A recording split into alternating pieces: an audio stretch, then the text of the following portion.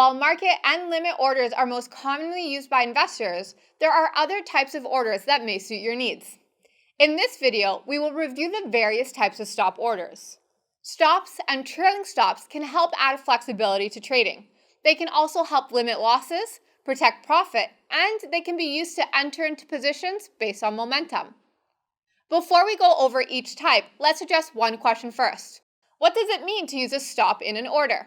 A stop, or a stop loss, is a traditional way of saying that an investor is looking to limit loss on their trade, and it's most commonly used on sell orders when they're holding an existing stock or ETF.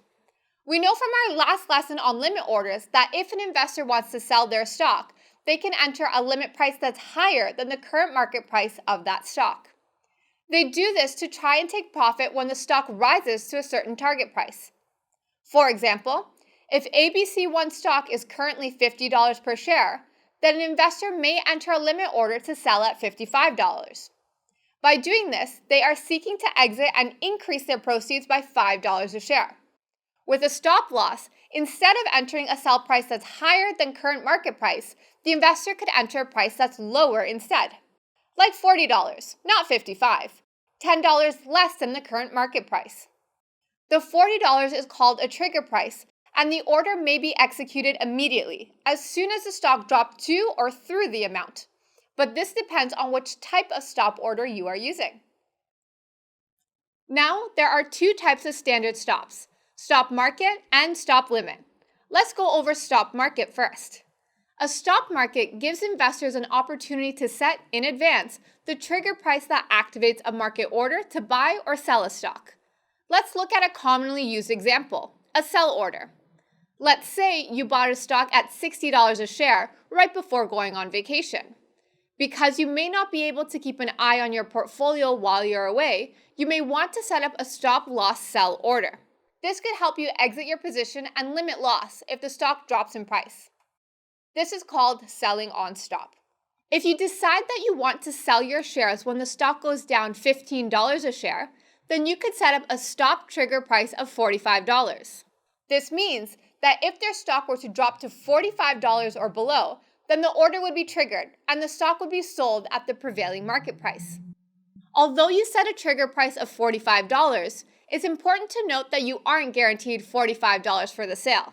In fact, the sale price is unknown. Why is that? This is because the stock could be trading at any price after it triggers. This can be amplified the more volatile a stock is. For example, if the trigger was activated at $45, the stock could drop beyond $45 to $40. This means that when the order is filled, you will receive $40 for the sale. On the other hand, the stock could be trading at a slightly higher price after it triggers. Because the order becomes a market order after being triggered, the stock is sold at the best available market price, and it could be at any price. Needless to say, if you're considering a stop market order, make sure you're comfortable taking on some risk with the unknown price factor. You may also want to consider exercising increased caution if you're thinking about placing a stop market order on stocks that typically see more daily movement in price. Stop limit orders, on the other hand, may offer a little more control on that front, but they can reduce the likelihood of the order being filled.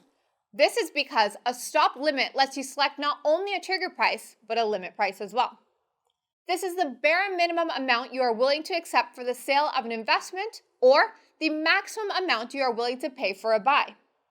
For example, on a stop limit sell order, the trigger might be $45 and the limit price might be $43.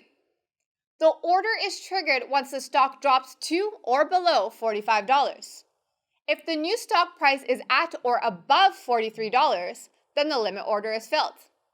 However, if the price drops down below $43, like to $40 or $35, then the stop limit sell order remains open.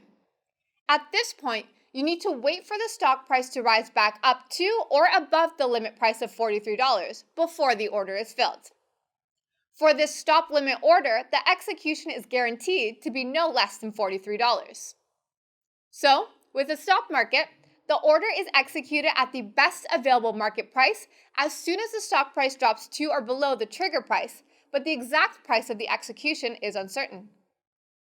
However, While a stop limit may give you a little more control over the price execution, the length of time it takes to fill an order is uncertain.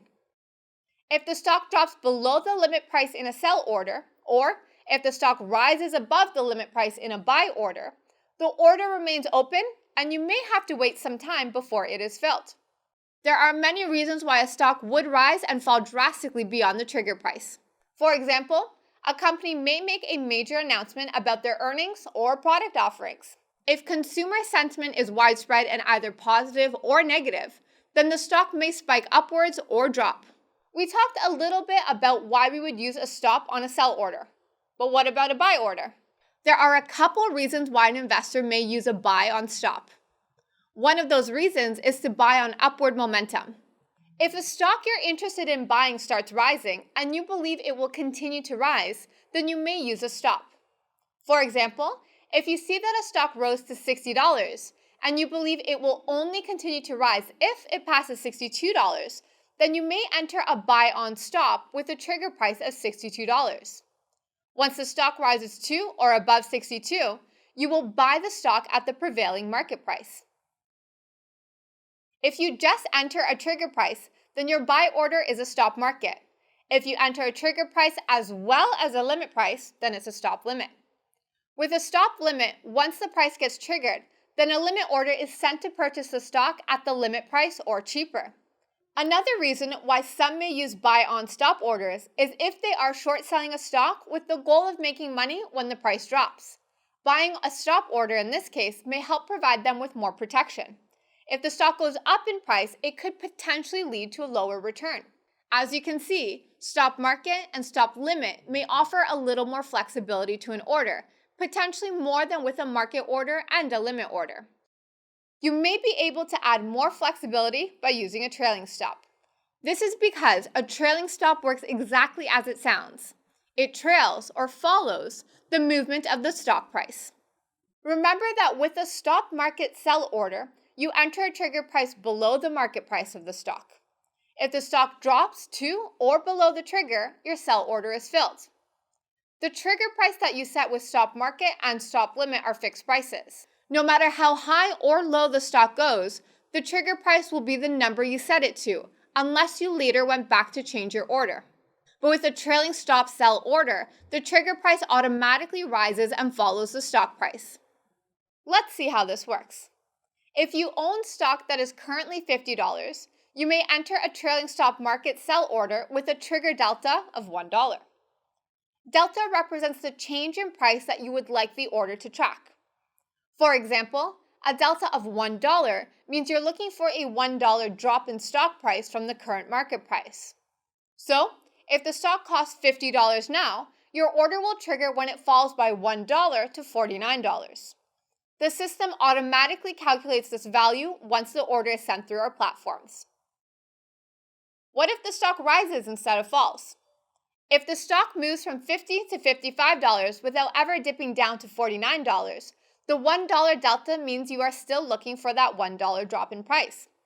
This means that your sell order may be triggered at $54 now, not $49 like before. If the stock keeps rising and eventually goes up to $100, the new trigger is, you guessed it, $99, $1 less than $100. The price only gets adjusted when there is upwards movement on a sell order. And it's the opposite case on a buy trailing stop order. A trailing stop market order can enable you to sell your stock whenever that stock drops by $1 or more. If the stock rises, the trigger price automatically adjusts upwards and continues to wait for that $1 drop in stock price. This can help investors to lock in potential profits, while also helping to protect from any downward movement. In WebBroker, you may enter a delta in dollars or as a percentage. If you set a trailing stop delta at 5%, for example, then the order is triggered once the stock drops by 5% or more. As you can see, stops and trailing stops may provide more flexibility to manage orders. But like anything related to investing, it's important that you take time to understand how these order types work and that you're comfortable with the nuances.